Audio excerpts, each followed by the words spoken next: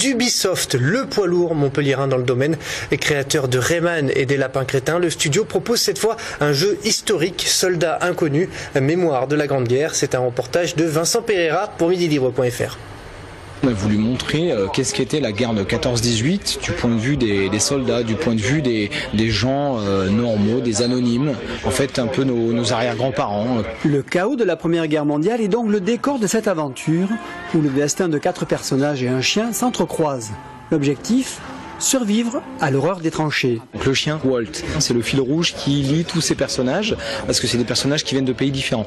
Donc on a Émile qui est le fermier français, on a Anna la belge qui est une infirmière qui s'engage en tant qu'infirmière, on a Freddy qui est un américain légionnaire qui s'engage à la Légion au début de la guerre, et on a Karl évidemment qui est l'allemand et qui est en fait le gendre d'Émile dans l'histoire. On a alterné un peu à la façon d'une série télé, c'est-à-dire qu'on va jouer une phase avec un personnage, changer, puis revenir au premier personnage qu'elles ont joué. Et cette façon, ça nous a permis aussi de dynamiser l'histoire. Le jeu vidéo comprend de nombreuses énigmes et s'appuie sur une vérité historique.